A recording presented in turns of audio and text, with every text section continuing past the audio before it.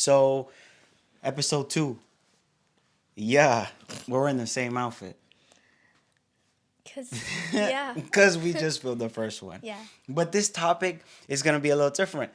We're going to talk about Spanish and what that means to you and what it means to me and what our dynamic looks like being In our life. in our life, being bilingual people. At least I'm bilingual. You are one step closer. I'm lingual.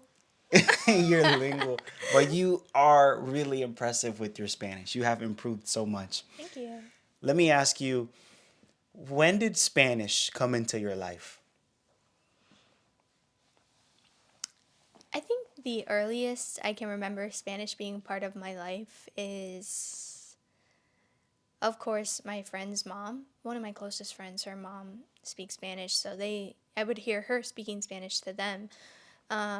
It was mostly mumbo jumbo. But then they taught us Spanish in elementary school. They taught us the alphabet and, simple things: dog, cat, pen, pencil, items in the classroom. And that's when it became real. And I said to my friend's mom, "¿Cómo estás?" And she got on me because I didn't say usted. Oh, And my bad. Okay, I have never forgotten since. So you're saying So when that was like yeah. my introduction to Spanish. Yeah. And it became a little drop in a bucket because I didn't take it seriously. Even though I lived in Miami where Spanish was all around. So at first you would hear Spanish growing up. It didn't really mean anything. But then you started understanding this is how some people are communicating to each other. And then you were like, let me try to pull something out. You said, ¿Cómo estás? And then they snapped on you. Yeah. What's that mean? Not in a mean way, just No, not if it was mean. What's that meme with the lady and I No, ninguno hello. Was that ningún one? hello, yeah, Ningún hello. with the lady from Casi Cerrado. Yeah. Caso Cerrado. My bad. Yeah. Okay, so that's what happened to you. Yeah. Yes. And I also realized many years later, using usted is also a cultural thing. Not everyone uses it.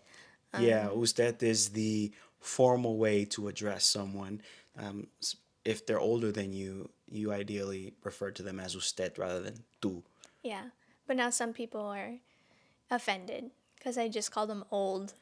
So I call a lot of people usted. Yeah. And a lot of people tell me not to call them that.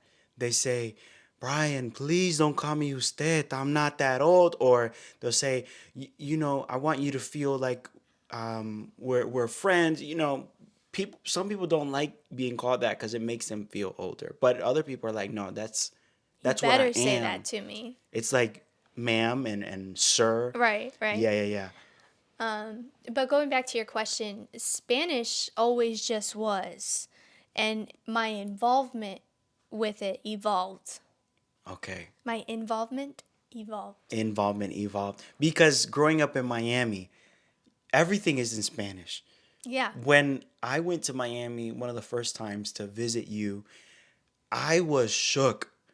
Because you drive by a CVS pharmacy and it doesn't say CVS pharmacy. It says CVS y más. Yeah. And sometimes it says CVS farmacia. And I'm like, what? We went to a Chick-fil-A in Miami. These people were talking to me in Spanish. Yeah. And all the signage was All the in signage Spanish. was in Spanish. Sandwich de pollo. And I'm like, who? It's crazy. So that was your reality. Yeah, that was my reality. And it wasn't, but in my household, my parents didn't speak Spanish, so we just got by. Yeah. You really just get by. Yeah. So, yeah. I see what you mean. Was there ever a moment where you felt like you needed to take Spanish seriously, or was it not really a priority for you? It wasn't a priority for me because even into high school, I didn't take it seriously and I took 2 Spanish courses. Like, you have to. It's a It's a must. There's no other option. You live in Miami, you're taking Spanish. Even if you are a Spanish speaker, sophomore year, if you speak good enough Spanish, you can CLEP the class or take a Oh. test. And Mm-hmm. a lot of my friends did that. And it's funny because our not professor, but our teacher was the most American person in the whole school. Really? We have teachers from all over, Hispanic countries, and yet the one white guy is the Spanish teacher. But I Yeah. have to give him credit because he spoke fluent Spanish. Wow, that's great. Cool. He spoke fluent Spanish, so where was I going with this? About taking it seriously or not. Oh, right. So when I was in that class, I definitely didn't take it seriously. Yeah. I mean, you were a teenager, right? I was a teenager, yeah. But thinking back on it, that class was such a foundation for me because I'm not perfect at it, but our professor made us read the Bible in Spanish at the beginning of every class. Really? And so, because I had learned the alphabet very well in elementary school, Yeah. I now knew how to read in Spanish. Wow. And I would obviously practice pronunciation. The Bible, that's got It's got some big words. $100 words in there. Yeah, yeah, yeah. And so anyway, that really helped me and set a foundation for what I wouldn't know. I'd be married to a Hispanic pastor who would be preaching at Spanish churches, and I'd have to Yeah. read That's the Bible interesting. in Spanish. Yeah, so my life now revolves around speaking Spanish. I would say 85% of the time. My work life, let's say it like that. My work life is 85 to 90% Spanish. And you are a big part of my work life as well because I get to bring you to the places that I go and I speak Spanish at, and you're there.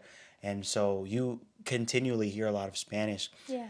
I grew up speaking Spanish, but I was what they call a no sabo kid. Have you heard of that? I think so, but It, go ahead and explain. yeah, so a no sabo kid is a person who grew up around Spanish but doesn't speak it well because they grew up in a country where another language was the predominant language.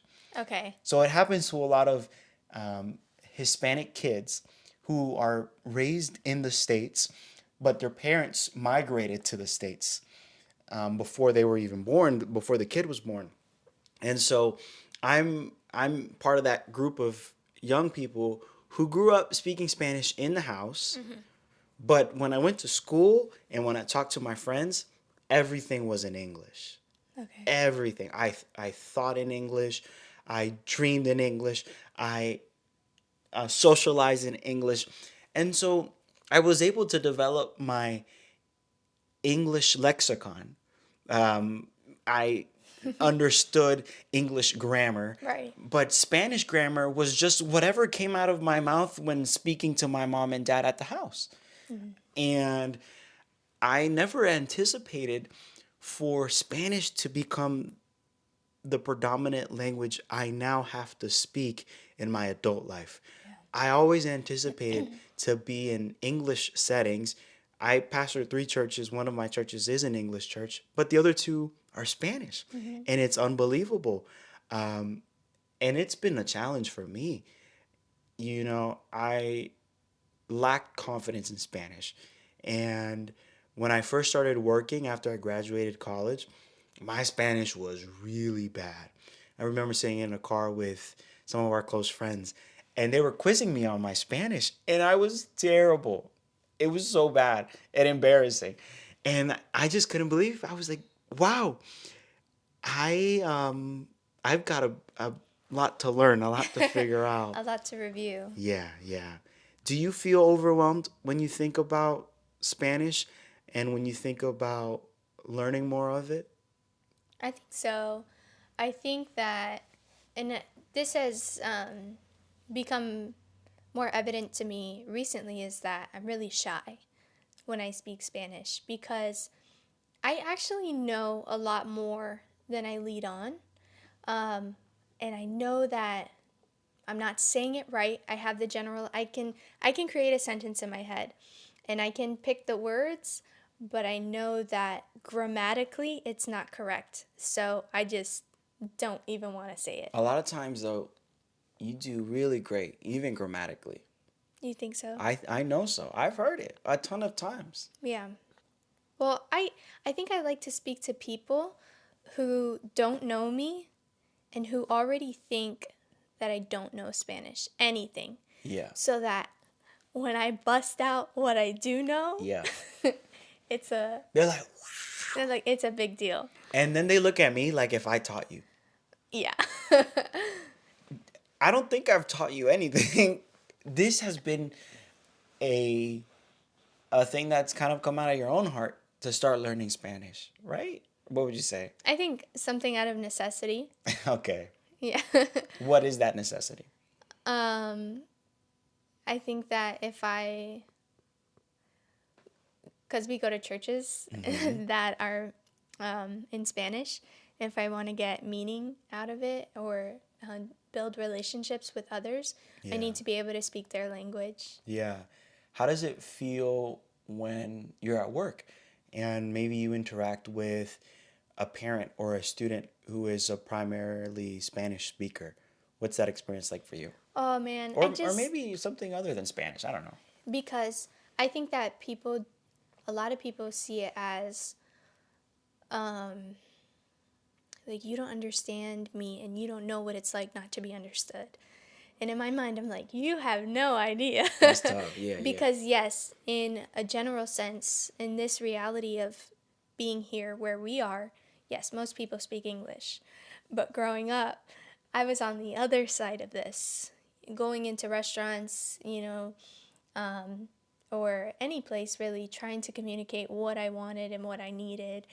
And so, yeah, so when a parent comes in and tries to communicate with me, they're like, "Oh, my English," and I'm like, "Trust me, I'm here to work with you," And Yeah, yeah, yeah. I just think I wish I could, I wish I could meet them where they're at, so that that's not something that they have to worry about, especially with their child, because parents want to be an advocate for their child, Of course. but it might be a concern for them that they don't speak the language of the school that they go to.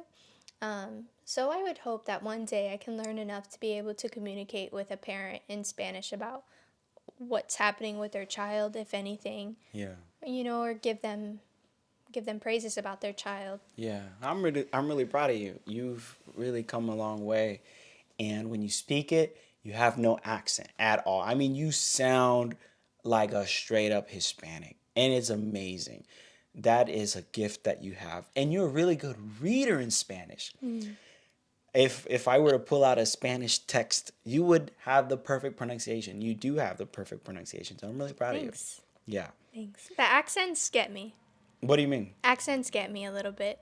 Just because for me, I see the accent and I'm like, am I saying this right? Oh, the accent On the word. on the Oh, words. yeah, sorry. Oh, okay. The accent on I the think you meant like word. a vocal No, accent. not the vocal accent. On the text. On Yeah. the text, Yeah.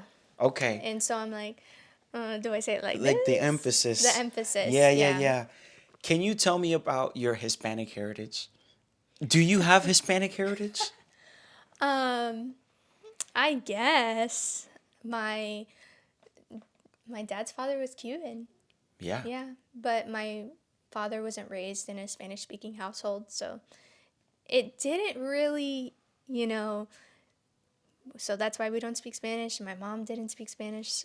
But everything else, culturally, I would say, we are, when you live around the culture so much, it becomes ingrained in you. Yeah. So You're describing Miami culture? Miami culture, yeah. It's just different. It's not- different. It's different It's for different. I feel like there's no way to really describe it. You just have to be there and go. So we talked about this, the signage, CVS, Chick-fil-A, everything is in Spanish. But it's because the people are Hispanic in Miami. Yeah. And if you're not Hispanic in Miami, you're the minority. Is that the case? Yes. Yeah. So there's a lot of Cubans, and then you have a lot of Haitians, Hmm. and so there's a lot of French when you go to Miami as well. Yeah. Yeah. I was the designated white kid. That was you. Yeah. And, there's a handful of others, but, Yeah, yeah, yeah. I kind of fit the description: blonde hair, blue eyes, Yeah. amongst some other of my Caucasian friends. Yeah, yeah, yeah. But we were a drop in a bigger melting pot. Yeah. So you grew up being the minority, which is very rare for a white person to be the Yeah. minority in a setting. But Yeah. that was your reality. And then you go to college and you decide to go to a Christian school, a Seventh Day Adventist school in Tennessee. At that point, did you still feel like you were a minority, or did you feel like, wow, there's more white people now? What was that experience like, transitioning from Miami to Chattanooga, Tennessee? It was definitely a tough transition because I'm a city girl through and through. Um, but it's crazy because you get put into, as much as we try not to do it, we do categorize people. And I was getting put in this category, but I didn't really fit in. I didn't wear chacos at the time.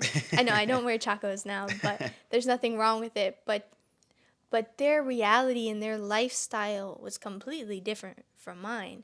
But I didn't fit in with the Latino community because I didn't speak Spanish, even though I had, similar experiences and similar upbringing. But I felt like I was kind of in this in between. Yeah, yeah. I can relate to that. I always felt a little out of place myself. Um, I think growing up in a Hispanic household, I grew up eating Hispanic food every day. Mm-hmm. But my school wasn't a very Hispanic school. Um, and so there were so many cultures that I was exposed to that I never really was able to connect with a certain culture. When we would visit Dominican Republic, Mm-hmm. um, I never felt Dominican enough when I was there visiting my grandparents, visiting my cousins. But in the States, I never felt American enough either because I knew and I know that there's this rich culture in my blood. And so I can sort of relate to what you're saying of you don't know what box you belong in. Right. So when you went to Southern, um, and Southern being as diverse as it Southern is, is the name of the school we went to, Southern yes, Adventist University. yes. Yeah. So Southern being as diverse as it is, did you feel like you belonged anywhere? I felt like I had something to contribute in a lot of areas. Okay. I felt like I had grown with such an amount of cultural awareness Mm-hmm. that it was only natural in me to have different groups of friends who had different interests. Mm. Um, in some ways, it was challenging because one group of my friends would assume that I was with my other group of friends. And Okay. I found a lot of nights in college by myself Mm. because I knew so many people that I didn't know anyone. And I would feel lonely at times in school. And I knew I could fit into almost any group that I could be thrown into. But even then, I felt like an outsider. Mm. Yeah. Have you And felt like an outsider before? I mean, yeah, definitely. But do you feel like you were an outsider because of your background or just because of maybe you just it was simply down to you felt like I could be a part of this group, but they're just, you know, I got you. they're not they're not my perfect group. Maybe it's because I'm an only child. Mm. I never learned how to relate at a deep level with people who weren't my parents. I Wow. had a lot of superficial relationships, superficial friendships in college and in high school throughout my life. There was always a couple of people who were really close, much closer than others, but I never felt like I could truly open up in the way that I opened up with my mom and dad, because for me, my mom and dad were and still are um, the closest thing that I have besides my wife now, you. Um, and yeah, so for me, it was challenging to enter a culture, enter a space, because I just wasn't used to it. Yeah, Okay. yeah, This is kind of transitioning. Um, Earlier on, you mentioned that you felt like your Spanish was horrible yeah. and that you've had to, really work at it. Now, how many years would you say? 2 years Working as a working as a pastor, pastor? it's 3 years. It's 3 years? Yeah, Wow. I was. Um, I guess Yeah, this three year will years. be my This is your third. third year. This is my third. Yeah. Um, I've heard so many times, and as someone who doesn't fully speak Spanish, I don't know the difference, but I know when people mean it and they've come up to you and said, "Hey, your Spanish was great. You did an excellent job." How does that make you feel? Knowing where you were. Yeah, yeah. It makes me feel really good to know that the work that I've put in is paying off. I am not a perfect Spanish speaker in any way, but I know I have grown as a Spanish speaker. And my biggest competition is where I was yesterday. Okay.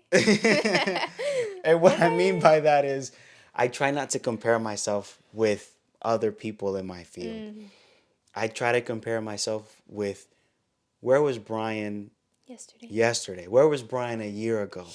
And if Bryan has improved, I know I'm doing all right.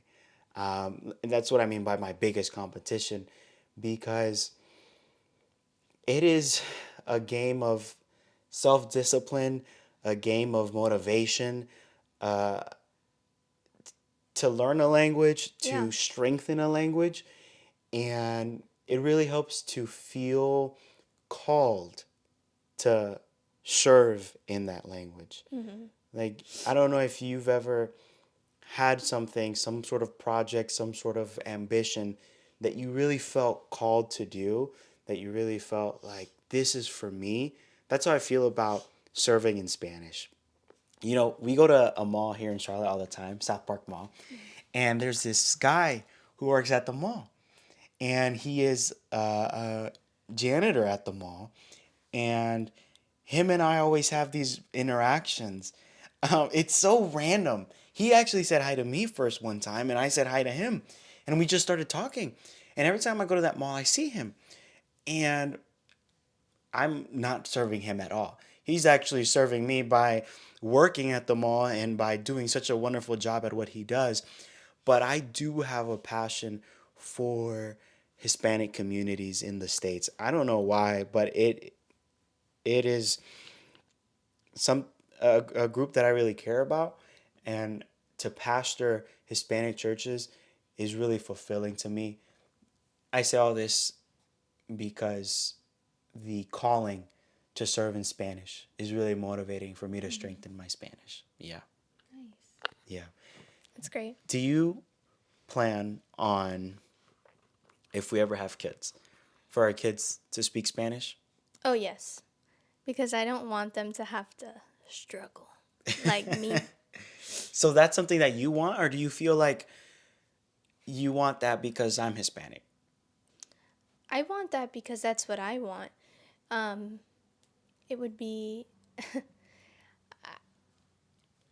I think that kids should learn more than one language, whether it's English and maybe ASL, or English and Spanish, English and Portuguese. Like, you should learn a second language, and I think it's better for them in the long run.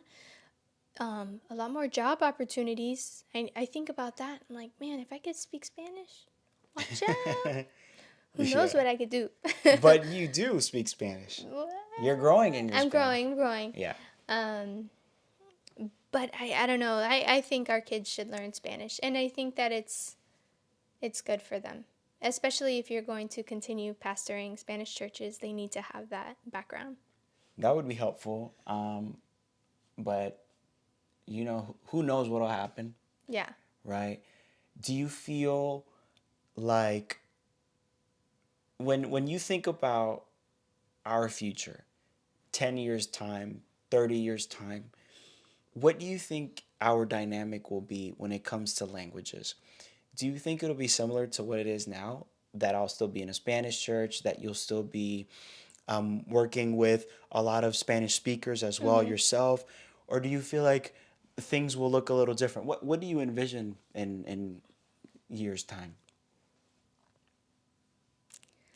I mean, within our household, I think that eventually the main language, I, I would hope that we speak English and Spanish interchangeably. That's cool. Um, that's a wish, a hope. That's pretty cool. um, but I always think that a second language is necessary no matter what you do. Whether you continue pastoring or whether I continue teaching, it's just an extra tool to reach others Yeah. and make connections with others. Yeah. I think something I would love is to be able to communicate with others in their own language just so that they are comfortable. Yeah. I see a lot of actors like Ben Affleck, Gwyneth Paltrow busting out their Spanish, Yeah, it's pretty cool. and I think to myself, man, I would just love to be able to do that, just to bridge the gap between me and somebody else. Because even though I say I know Spanish, I do understand a lot more than people think I do, but there's a lot that I don't understand. And so they might be telling me the nicest thing and I have no idea. And I'm just like, I should be saying gracias or, you know, something. Yeah. But I have no idea. So I'm like, and, it's hard. And I think eventually learning will be able to bridge that gap between me and somebody else. Yeah. And that's with any language. Yeah, for sure. So, when it comes to viewing other cultures, do you feel like people should have an open mind to other cultures that are out there, or should people sort of stay true to their own culture and not embrace somebody else's? I think, you should always be true to your culture that you've come from and know about it, but also don't be afraid of other people's culture. Yeah. Um, in middle school, I remember our teacher telling us that we needed to know others' cultures so that we can show respect to them. And I think that everybody should understand somebody else's culture so that they can know and understand that person better and also be respectful toward them and not close themselves off, because it's so easy for everybody to say, oh, that's not my culture, I don't do that. Right. What they're doing is wrong, but you have to see it from their point of view. And if you wanted to get into it, that goes into religion as well, but just for the sake of it, I think people should be open to how and why others do the things that they do. Yeah. This is making me think that the benefit of understanding someone else's culture or learning a new language is not for the sake of information, but for the sake of people. Yeah. It seems like you desire to continue growing your Spanish, not just to have a cool tool on your belt, but because there are people who you love and speak that language. Yeah. And maybe for someone who is feeling like an outsider in a culture, it seems like that person's heart is really just searching for connection with others. Yeah. It's like a basic human desire. Exactly. Yeah. Well, I'm glad we're connected. Yeah. And I'm really proud of you for how far you've come. And even if you didn't have an interest in learning Spanish, I'd still love you. Oh, thank you. Of And I'm course. proud of you for how much your Spanish has improved, even though I'm not the judge of that, but I've heard it so many times from other people. And I can, even though I don't fully understand everything, I can tell when you speak, your confidence, the clarity in your voice. Thanks. You do a really great job. I appreciate it. Well, this has been a good conversation. Yeah, Thanks, babe. I enjoyed it. me too. Are we gonna just finish all of them like I don't know. What if we don't? What if we don't get it perfect one time? then we gotta film the whole thing again. Okay. Yeah.